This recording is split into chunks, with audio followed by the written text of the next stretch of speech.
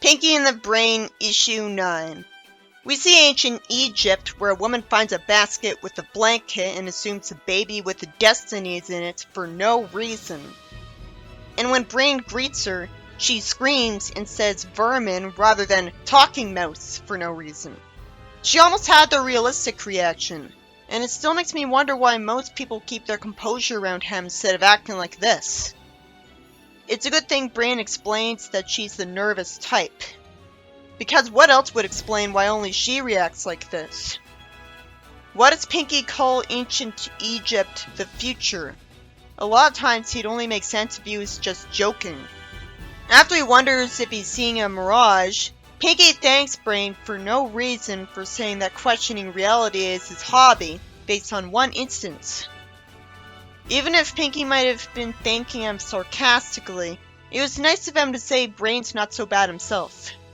Brain wants to get power by stealing the treasure of the pyramids to get rich. He says he was able to haggle half of an amulet from a used camel salesman. It's amusing that he says used camel salesman like used car salesman. The other half of the amulet is being worn by the pharaoh, and together they'd form a map to lead him through the pyramid's labyrinths. So why doesn't the pharaoh have both halves of the amulet? If someone could steal one half, why not the other? A small mouse could easily sneak into the pharaoh's house at night and take the pendant. That'd be the smart course of action anyways, because people seem to let him in no matter what. All he has to do is tell them what he really is, and then they laugh it off. Pinky compliments his plan only to say it won't work because the pharaoh wouldn't agree to give him his pendant because he'd know he'd take riches from his pyramids. Why would he say he has a point as if he somehow didn't already know what he told him? After Brain kicks the sand sculpture Pinky made, we see something orange whoosh through the air and fall for some reason. And for no reason someone says ghost, and someone says the spirit of an ancient king came to curse them. Why did he say come to curse us? Like he was speaking with bad grammar. The other Egyptians around him don't talk as if they're bad at English, so it's not because he's Egyptian. I always assumed that on Brain's version of Earth, everyone on the planet speaks English natively because the Fates were lazy when creating it, or Brain did it. Brain makes a plan to get the treasure based on the fact that the people around him were too superstitious. Pinky compliments him, and he assumes that a pharaoh would have an uncommon name, so he'd need a new name. Pinky then bandages them with bandages we never saw around him earlier. The only other great thing he had around them was Brain's gray clothes. How could he tear his gray clothes with his bare hands? They clearly weren't bandages. This would only make sense if he had a roll of bandages in his clothes, which he was wearing in the desert for no reason, when usually they don't wear clothes. Brain tells Pinky to start talking to people to distract them by saying that they'll find a pharaoh back from the dead. It seems delusional of them to think that this would work when Brain isn't the shape or size of any of their pharaohs. But since they're already seeing a supposed living mummy, I suppose it could make sense that at that point they'd assume that mummies shapeshift into talking mice when they come back to life, because it's never happened before to establish that that doesn't happen.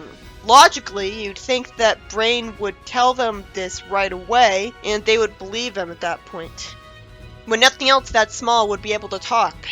When Brain falls down the pyramid, everyone just claps and acts happy, which could make sense because they're trying to avoid being rude and offending him, and are just amazed at him being alive and around. But they should know that the current pharaoh wouldn't accept the authority of an old one right away, especially not one who there's no historical record of. But even if it's pointed out that there's no record of him, he could get away with it by saying that all evidence of his reign was erased by bitter relatives, which is actually something that's happened to a pharaoh. And they might believe him because he's already a small mummy, and him being an ancient pharaoh is the only explanation they were given for why he can exist. Plus, it's not like all of them are experts at ancient history, so they would just assume that he's one of the pharaohs they don't know about. There's no way that someone would literally say, etc. Of course it was the pharaoh who said this, because apparently he somehow went right here, because he had nothing better to do as the ruler. He wants to get to the bottom of this and lampshades Brain's size. so it's not like everyone's blind to his size. Brain says that as proof that he is who he says, he'll place 3 curses on the city. Somehow, someone thinks they can get away with saying cool in front of people. It's nice of Pinky to hope the curses won't be dangerous. And it's so nice of Brain to agree that it won't be. I like that Pinky can make him hold back. Realistically, he tells off Pinky for ruining the mood. Then Brain tells Pinky that he needs to prepare curses and needs him to get supplies for him. Does he say this right in front of everyone else? Wouldn't that prove he's not a magical mummy? He could have had the supplies already prepared. The only way this could make sense is if they went off to be alone before he said this. Later he tells people that he'll turn the Nile River red. Thankfully, Pinky lampshades that he's laying it on a little thick, even if that is too openly snarky for his optimistic, blindly loyal sidekick. It's more something that he'd say in Pinky, Elmira, and the Brain, where years of Brain's failures and abuse made him snarky and cynical with them. Which was a bit annoying, because Brain's life sucked enough, and he wasn't being an optimistic ray of sunshine anymore. And supposedly, the reboot was like 22 years later, and he wasn't like that. Brain says these people want a good show, and tells him to give him those tablets. And he puts them in the river in front of people, calling them a new invention. I don't know why this would actually prove to people that he's a real mummy who did this from a supernatural curse. The fact remains that he clearly didn't do this with magic if he needed supplies, and called the fizzies an invention. Obviously, if he did it with a real curse, he wouldn't need this stuff. Somehow, the pharaoh decides to tell someone to fetch him a cup of the river water, and tell someone to drink it. Probably to see if it's really the blood of the old pharaoh's fallen men, because he immediately assumes it's actually something red and edible instead. But the only way this would prove it's blood in their eyes is if this poor guy already drank blood to know what it tasted like first so he could recognize it. Otherwise, how does he expect to prove it's blood this way? Brain said it was invention, so that should have given away that it's not real blood, and chances are it would taste awful anyways, so that wouldn't prove anything. For some reason, when Brain hopes that Pinky got the yak's blood from the butcher and put it in the formula, he says no. Usually, Brain assumes Pinky would get the job done right, so he probably wouldn't ask him this. Predictably, they loved the taste of it. Someone says it's cherry soda. I doubt soda would exist in ancient Egypt. The history of soda dates back to merely the 1700s. They should have said cherry juice. Brain says that actually he said the river was blood red, and he's right. He even says, could you imagine the crocodile problem we'd have if it were real blood? I love how smart Brain really was, coming up with a plausible lie on the fly to explain away why he did this. The pharaoh says it was a smart choice. So, it's not going to be explained why Pinky didn't get the yak's blood. That's lazy. I just have to assume he chickened out. But why doesn't Brain comment on this? Brain tells Pinky to get behind the wall over there and wait for his cue. Did he say that within earshot of the pharaoh? Shouldn't he remember that later and use that memory to figure out that the person they'll see later on has to be Pinky? Again, this could only make sense if they are far enough away to be out of earshot. Brain tells people to look at the sky, and then nothing happens, and he says, I said, look to the sky, which should make it obvious that that'd be his cue to Pinky, if people heard him talking to Pinky. Besides, the fact that stuff didn't happen right away already makes him look weird, at least. They never met a dead pharaoh who could make curses happen before. They probably assume that he's trying the best he can, and is just incompetent at this. Pinky cuts a rope tied to a palm tree, making it bend and fling away a net. And Brain says locusts will descend upon the land. And Pinky thought he wanted coconuts instead, meaning that it was a mistake for Brain to say locusts in front of people.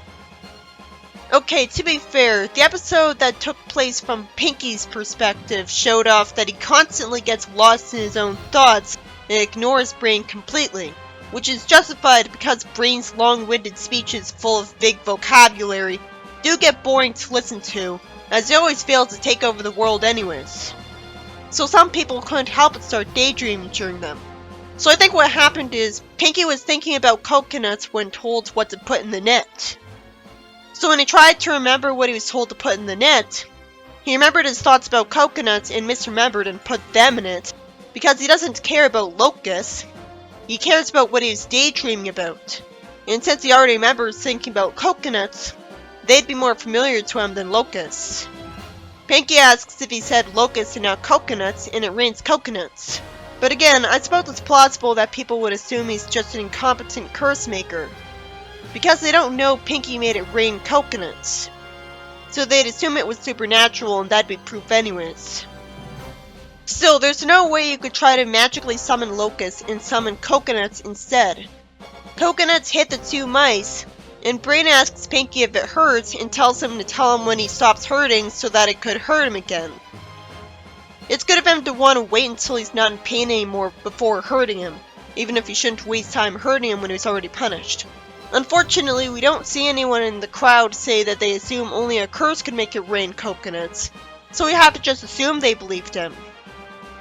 Brain says they'll cut the sun's glory down to size in hopes that Pinky brought the dry ice right in front of people, and the containers in front of people. So it would be obvious that he's using dry ice to do his next curse, and therefore there's nothing supernatural about it. I wish the story had someone in the crowd say that because no one ever saw an ancient bear cause a curse before, for all they know, they would need to use various supplies to cause the curse, and those are like potion ingredients to add up to it. Either way, they still think that him being an old bear is why he's so tiny and still talks, so they'd be more inclined to believe he's actually making curses, because his predictions come true for some reason. Well, Pinky clearly is a mouse even if he talks and is in front of them, so it could be assumed that Brain is a mouse like him, based on his shape. The fact that Pinky can talk could also be taken as proof that he's an ancient mummy, and Pinky is just a divine assistance to him, as that's the only apparent explanation for him talking. And the fairy is just saying he doubts Brain to keep himself in power. A solar eclipse starts happening as Brain hopes that Pinky brought him dry ice, and not stuff that sounds like it. After he tells Pinky to remove the bucket lid, the sky darkens from a solar eclipse, and everyone of course bows to him. When Brain says that some people are easily impressed, he doesn't necessarily give away that he's a liar, because he just sounds humble here, like this solar eclipse was nothing to him. And after everything he's made happen, most of which seems supernatural, the idea that he's just a liar would make no sense to them. The pharaoh says he'll sacrifice his sacred amulet to him and bow to his power, as I wish he was drawn scared to make him doing this more convincing. Clearly Brain needs supplies to make curses, so that would give the pharaoh plenty of time to hit him and kill him anyways. Pinky proves he's from a future time period, even in this story fortunately, by mentioning pay-per-view. And Brain says the treasure is theirs. And there's a flash forwards to Brain, who says that at the bottom of the stairway is their treasure. It's so silly that the pharaoh goes over to them and asks why they violated the pyramids, as if that's somehow a surprise. Because they should have heard Brain say to Pinky that with the amulet, the treasure is theirs. It seems like bullshit that the pharaoh and his guards even came here, if the pharaoh just gave up his power out of fear of his magical power. It sure is a shame for Brain and Pinky that they weren't wearing clothes with pockets to hide a stun gun or sleeping powder or something, which would have let them effortlessly deal with any human trying to stop them. Brain says that only a true pharaoh would know the ancient secrets that would open the door that leads to his wealth. He pushes at the wall, and I'm glad the text saying to Pinky to help him out is smaller, to indicate that he's whispering, but they should have done that all of the other times he talked to him, and shouldn't have been heard by the crowd. The two of them pushed the wall, while I'm just thinking that if only Brain needed to push it, it'd be easier to believe his story. And the wall panel opens, and Brain falls into a cup of treasure. Brain ends up losing his bandages. And this has to be because a loose bandage got caught on the door. Brain says the gods turned him into a mouse. Somehow the pharaoh tells his guards to take him away after this. But everyone would have known he was a mouse instantly because of his shape and size, and assumed that the gods turned him into a genius mouse. The guards shouldn't actually think that this proves he's a liar if they didn't think he was a liar right away. They'd also remember that he caused curses to come true, and most of them had no apparent explanation other than him being who he says he is. So everyone would still think he's an ancient pharaoh, and this is just the form they happen to take. The pharaoh is just so offended at an ancient pharaoh trying to steal riches that don't get used by anyone that he's being really brave by still telling the guards to take them away and banish them, despite thinking he can cause a lot of coconuts to rain down. And he'd be expecting that to happen again eventually. So he definitely wouldn't banish them. He would kill them, which is apparently what the usual practice is. Why is he feeling generous when he's mad at them? So the story ends after their plan was thwarted because of nonsensical diabolic sex machinas. And Brain won't say etc. In the next story, Brain asks Pinky what two things have in common. He should know nobody would know the answer. He's just doing this to remind himself he's smarter than him. Pinky makes a guess he'd know isn't even close when it'd be faster to say, I don't know. And Brain says that his research has shown him that the most powerful men have all belonged to the same fraternity. I doubt that could possibly be true. They'd be from all sorts of different parts of America. Brain plans on him and Pinky posing as students at that fraternity. It'd make more sense if their disguises didn't actually make people think they were students, since they'd still be tiny and mouse-like. So the only way their plan could progress is if the people around them all pretended to believe them just to humor them. They're gonna be allowed to pose as students because nobody would think he could succeed, and people would be curious to see how they handle it and how their plan would unfold and fail. You would think that if Brain's a genius, then his knowledge of all these reasons for why he'd be allowed to be a student there would be why he'd even try to pose as a human at all, because he'd know he'd never actually pass as one. Then we'd see the dean of the college say that Kappa House has the worst grades in the university's history and he wants changes fast and new leadership. He somehow expects me to believe that these people spell dean like that. Someone wonders where they'd find a leader who wouldn't interfere with their fun. So when Brain shows up to join the fraternity, they think they hit the jackpot. I thought he was going to wear a silly disguise and pose as a human. Apparently he gave up on that because he knew that it shouldn't work, and realized that this would work instead for the reason that it does. Because he's so short, these guys think he'd have to let them do whatever they want. What could he do to them? Even though these guys want them as their leaders, surprisingly they aren't made the leaders instantly, and instead they're told to go through initiation. When already there's no way the rules would let them join, because it's obvious just from looking at them that they aren't really a part of their college or legally people. So if it's against the rules anyways, why are these two even bothering with them? How did they know they'll get away with it? One of the guys says that Pinky will make a great potsy for president and Brain will be fun to humiliate. So these two don't know their names. But earlier in the comic there was a story about the internet. At that point, why hasn't anyone taken a picture of these two and put it on the internet along with their names so that anyone would know the names of those mice bent on world domination that would be talked about anywhere they went? News travels fast. Maybe they do know their names and are just being disrespectful. I hate that I don't know the names of these two jerks, so it's harder to refer to them. One of them tells Brain to do something impossible and humiliating to the point where it really shows Brain's stubbornness to not give up on a plan just because he thought of it, that he'll go through with it. Because he thinks that going through with quitting a plan for the first time would be even more of a blow to his pride than this. Wow. Pinky is told that all he has to do is watch. And the excuse is that that's punishment enough. The only reason that these guys would rather focus their humiliation on Brain than both of them is that they know about Brain already and that he should be punished. Or they're at least made to feel inferior by his intelligent way of talking. Pinky says darn, which must be out of pity for Brain and disappointment that it'll be far more boring for him to have nothing to do. It turns out Brain won't literally be expected to read the words themselves backwards. Otherwise, he'd have immediately been told to stop saying the words. Why is Brain upside down? He's expected to do this for a long time, but he'd pass out from the blood rushing to his head out of the rest of him. Pinky says, "Who would have thought they'd put a flagpole in the center of campus?" It looks like he's alone with Pinky at night out here, which would make it confusing that he's trusted to do all of this when Pinky could easily lie when he didn't actually do it. Surprisingly, that's all he had to do for initiation. I thought it'd go by rule of threes. Maybe because I was still remembering the 3 curses that Brain had to fake. So Pinky gets made the president of the fraternity, and he's considerate of his friend, even if he doesn't really deserve it, by asking if he could be first runner-up. And it's so smart and mature of Brain that rather than being angry at not being made president himself and interjecting at it, he instead whispers to Pinky that he could still complete his plan.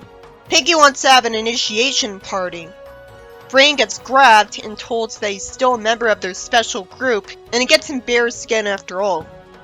Pinky talks to them and asks who wants to play a game. Why doesn't he care that Brain's getting mistreated? It could only be because he remembers that Brain mistreats him, and that Brain gets humiliated so much that he's used to seeing that. Pinky says in the game of presidents that he was the one that kept them out of war. This causes people to argue with each other over technicalities. Brain tells Pinky to get him down from the needle in the wall. I assume Pinky had to jump to do that. The next day in class, somehow someone talks as if he's never known stuff before. Someone says that he and the other students all pass, and amazingly so. And Brain says that it means the time to strike homecoming is next week. Pinky says they should have certain famous people as a part of a parade. Brain says that soon the most powerful men will be in one place and under their power, but he says this in front of these people who are busy listening to what people on the other end of their phone are saying, so they can't hear him. Then someone says that they just announced that the theme for homecoming this year, by coincidence, is about how it's better living through science. Brain tells Pinky they have to decorate the float in honor of that theme. Pinky says they want to know where to put the wheel. It seems insignificant until Brain says to make sure it's with their other control. Gee, I wonder if this is foreshadowing that the plan will end up failing because of something like this. I guess the float will get crashed, as Pinky says something bad will happen to their plan if they can't figure out where to put the steering wheel. And Brain tells him to be quiet. You'd think a genius wouldn't be this stupid. He could have easily told him where to put it. You'd think an engineer would know how important it is to have the wheel in the right place. Oh, and by this point he tells him to be secretive and stop talking about the plan. But that just reminds the audience that he usually talks about his plans openly in front of normal people anyways, and it's got no consequences. Which makes me wonder why now he's deciding to tell him this.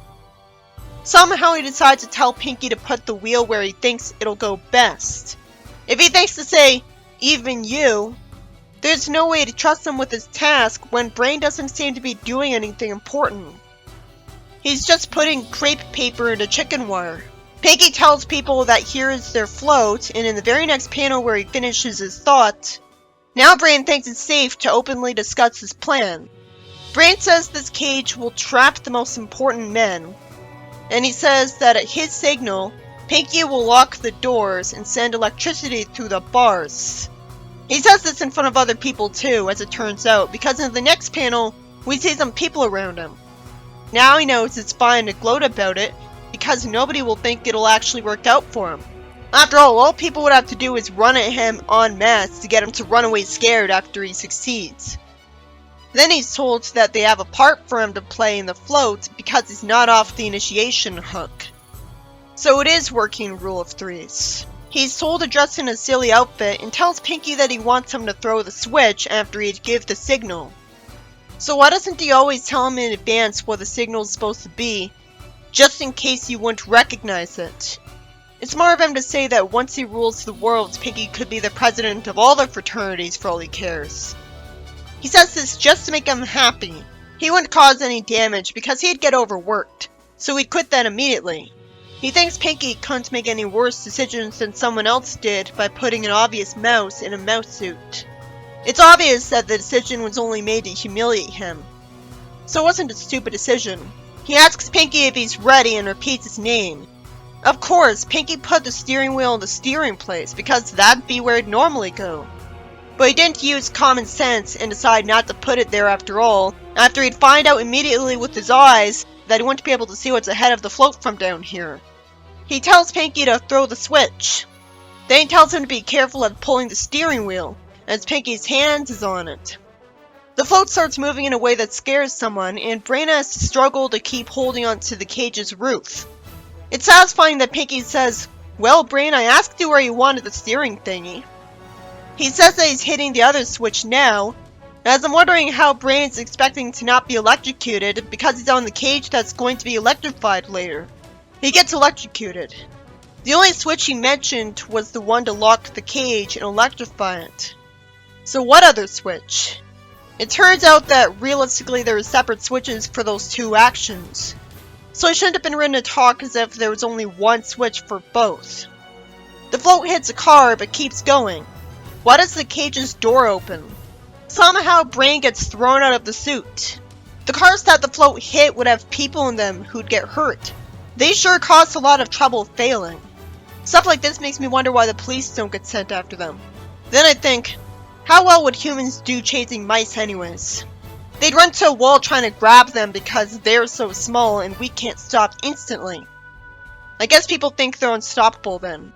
The first story of issue 9 by Jesse McCann was about Brain trying to make the Pharaoh think he's an ancient pharaoh to get him to give him his amulet so he could get pyramid treasure when he could have easily stolen it from him at night, since he's just a tiny mouse. I guess he was too impatient to simply build a robot or a laser so that it could easily destroy a part of the pyramids and steal the treasure. Maybe he doesn't have the resources. Maybe he doesn't like how long that would take. I guess the reason everybody didn't instantly know Brain was lying despite being the shape and size of a mouse is that nobody knows for sure what an ancient pharaoh back from the dead would really be like. So they all must have assumed that being a mummy brought to life just does that to you. That makes it especially confusing when Brain loses bandages in front of the pharaoh and he says he's been turned into a mouse to him and gets kicked out. Was I supposed to believe nobody knew he was one? I never thought that. The pharaoh would have believed his excuse that I thought everyone was going with because he'd remember he made things happen that seemed to only have the supernatural as an explanation, provided that everybody assumed that ancient mummies need supplies to make their curses happen. Brain never tried to hide that he was using supplies in Pinky. He said it in front of everyone. He'd think more curses would happen if he banished him, and he'd kill him. I'm glad most of the curse effects seemed supernatural. I hate that the pharaoh seemed to have no excuse for catching him in the pyramid and banishing him. If there was ever any risk of him catching him, then what was the point of him trying to get him to give him his amulets instead of just sneaking into the pyramid at night when he was sleeping anyways and stealing his half of the amulets from him, if apparently he lives in the pyramid, instead of it just being a tomb for treasure that's off limits. The second story of issue 9 by Sean McLaughlin only happens because of a contrivance where somehow all of the most powerful men in America went to the same fraternity, and that's why Brain tries to join it. I'm glad there was an explanation that the reason Pinky and Brain get immediately allowed to try to join it, despite being obviously mice, is that the members of the fraternity want a leader who won't interfere with their fun. They think Pinky would make a great posse as a president, and only wants to humiliate Brain, which would be justified if they know that he causes the kind of trouble like crashing a float into cars, hurting people inside, and causing a panic. Purely because he somehow didn't tell Pinky where exactly to put the steering wheel on the float, despite being a control freak, because he didn't care where it was, despite it being very important. He'd know Pinky isn't tall enough to drive the float if it's at the normal place, and that Pinky can be impossibly stupid sometimes, to the point where it'd make more sense if he sabotaged his plan on purpose. You'd think that someone who wants to rule the world, who by definition thinks he knows best, would insist on telling Pinky where to put the wheel, if he thinks he acts like an idiot, even if he did succeed in electrifying the cage. What made him think he couldn't be rushed at by everyone around him in a stampede after threatening those people, and thwarted? He doesn't explain what he plans to do after threatening them. but it wouldn't put him in power.